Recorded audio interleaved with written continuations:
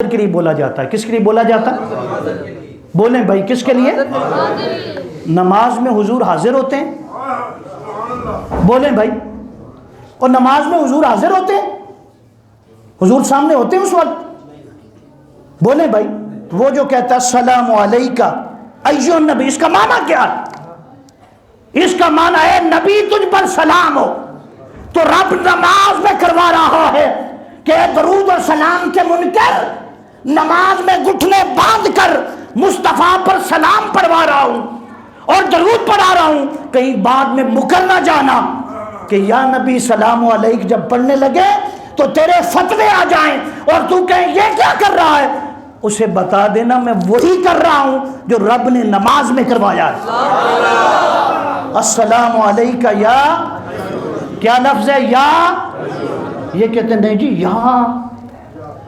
اور یہ بھی میں آپ کو بتا دوں، لکھ لیں اس بات کو.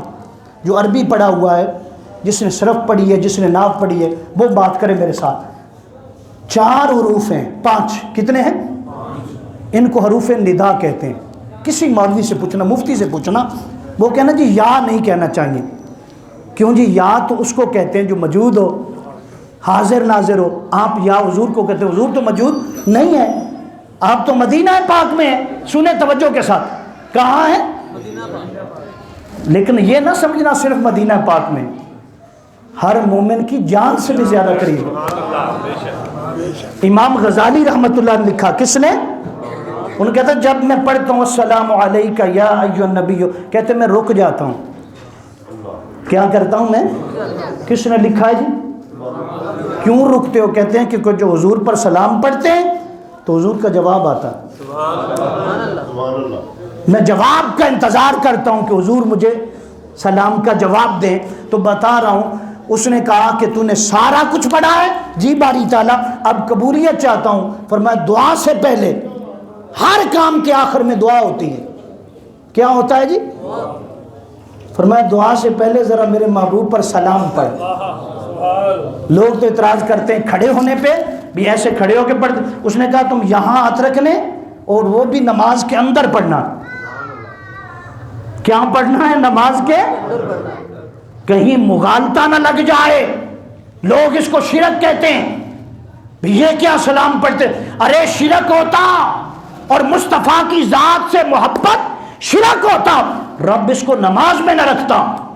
لوگ کہتے ہیں خیال آئے، جب تک حضور کا نام نہ آئے تمہاری نماز مکمل نہیں. جب تک یہ نہ کہو اللہم صلی علی محمد. کس کا نام ہے؟ بولو بھائی، وہ بولو سب. محمد نام کس کا ہے؟ حضور کا ہے نا. تو نماز میں کیوں آیا ہے؟ ذرا نکالو خزر نماز. جو کہتا ہے کہ شرک ہے اور ہر خطبہ اس پر شرک کا ہو اور ہر بات پہ کہ دیکھو یہ کیا کر رہے ہیں، ان کا ذرا یہ نام جو نماز میں آتا ہے نا، ذرا اس کو نکال کے دکھا، تیرا اسلام بچ گیا تو دیکھیں گے. اسلام بچتا تب ہے، اسلام بچتا تب ہے جب حضور سے لگ جائے. بخدا خدا کا یہی ہے در، نہیں اور کوئی مفر مکر. جو وہاں پہ ہو یہی آ کے ہو، جو یہاں نہیں وہ وہاں نہیں، جو یہاں نہیں. بس لوگوں نے اس کو بنا دیا، ایسے جھگڑے بنا دیے، یہ ہو گیا. بدبخت لوگوں نے فنڈنگ کر کے، انگریزوں نے عبد الوہاب نجدی جیسے لوگوں کو پیدا کیا اور انہوں نے سلام پر کفریہ فتوے لگائے، مسلمانوں سے حضور کی محبت نکالی. ورنہ قرآن تو یہ کہہ رہا تھا کہ تم نماز پڑھو. باری تعالیٰ تو پڑھتا ہے، فرمایا میں نہیں پڑھتا، یہ تیرے ذمہ. یہ کس کے ذمہ؟ اچھا یہ اسلام کا کیا ہے جی؟ دوسرا رکن. اسلام کا اچھا تیسرا رکن کیا ہے؟ روزہ. تیسرا رکن روزے رکھ. بھائی رمضان آ گیا، باری تعالیٰ تو بھی رکھتا ہے. فرمایا میں نہیں رکھتا، میں اس سے پاک ہوں. خبردار اس کی نسبت بھی اللہ کی طرف کی تو بدبخت ہو جائے گا، برباد ہو جائے گا. اللہ روزے رکھنے سے اچھا اگلی بات کا رکھ، زکوٰۃ دے. کیا دے؟ باری تعالیٰ تو زکوٰۃ دیتا ہے؟ اس نے کہا نہیں میں پاک ہوں. یہ پاک کا کام نہیں ہے، یہ آپ لوگوں کا ہے. آپ نماز پڑھیں، آپ روزہ رکھیں تاکہ تمہیں پاک کیا جائے. آپ اپنے مال کی زکوٰۃ نکالیں تاکہ تمہیں جو پاک کیا جائے. آگے حج آ گیا جی, کہاں حج کرو. باری تعالیٰ تو بھی کرتا ہے, تو بھی کرتا ہے, آگے آگے تو بھی کرتا ہے. اس نے کہا میں نہیں کرتا, میں یہ تمہارے ذمہ, میں ان چیزوں سے کیا ہوں بھائی, پاک ہوں. آگے سنیے, اچھا باری تعالیٰ کوئی کام ہے تو جو کرتا ہوں؟ اس نے کہا صرف پورا قرآن پڑھ لو, پورا قرآن پڑھ لو. ساری کائنات بنانے والا رب العالمین وہ کہتا ہے کہ جو بنا چکا وہ اب بن چکا ہے, اب صرف ایک ہی کام ہے. کتنے کام ہیں؟ وہ میں کرتا ہوں. کیا ہے؟ کہا میں اپنے محبوب پر درود بھیجتا رہتا اور سلام بھی. اور کیا؟ اگلی بات سن لو, کسی بات میں بھی اللہ اپنے ساتھ کسی کو شریک نہیں کرتا. اگر شریک ہو جائے کوئی, نبی بھی شریک نہیں ہو سکتے, شرک ہو جائے گا. اللہ شرک کو معاف نہیں کرتا. لیکن سن لو, یا اللہ کسی کام میں شریک بھی کرتا ہے اپنے ساتھ. کہا ایک ہی کام میں بھی کرتا ہوں, فرشتوں کو بھی ساتھ شریک کرتا ہوں. تم بھی آ جاؤ. رب کہتا ہے میں بھی کرتا ہوں. فرشتوں تم بھی آ جاؤ. باری تعالیٰ فرشتے آ گئے, کسی اور کو بھی بلانا ہے, فرمایا مومنوں سے کہو تم بھی آ جاؤ. باری تعالیٰ کیا کرنا؟ فرمایا آؤ سب مل کر حضور پر درود اور سلام پڑھو. کسی کام میں کسی اور کو شریک نہیں کرتا. ایک کام میں درود. قرآن کہتا ہے ان اللہ و ملائکتہ یصلون علی النبی, خود اللہ اور اس کے سارے فرشتے نبی پر درود اور سلام بھیجتے رہتے. اے ایمان والو تم بھی آ جاؤ, تم بھی. تو کیا سمجھ آئی آپ کو؟ کچھ سمجھ بھی آ رہی کہ نہیں؟ کہ وہ بات ہے جو رب چاہتا ہے. اور پھر اگلی بات, اب رب کا سلام کیا ہے اور درود کیا؟ رب کوئی ہماری طرح تسبیح پھیرتا ہے استغفر اللہ, ہم تسبیح پڑھتے ہیں درود پاک. اچھا رب کا کیا درود ہے؟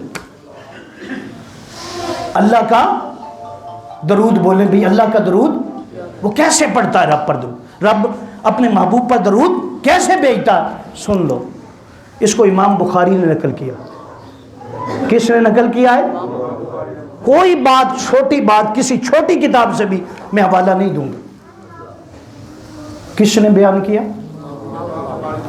پوچھا بھائی رب کا درود کیا ہے؟ کہ وہ بھی پڑھتا ہے اللہم صلی علی سیدنا. نہیں, یہ رب کا درود نہیں ہے. رب کا درود, رب کا درود کیا ہے؟ امام بخاری نے کہا, فرماتے رب کا درود یہ ہے صلوات اللہ ثنا. صلوات کا مطلب کیا ہے؟ درود, صلات. ثنا, ثنا کس کو کہتے ہیں؟ تعریف کو. کس کو؟ صلوات اللہ ثنا.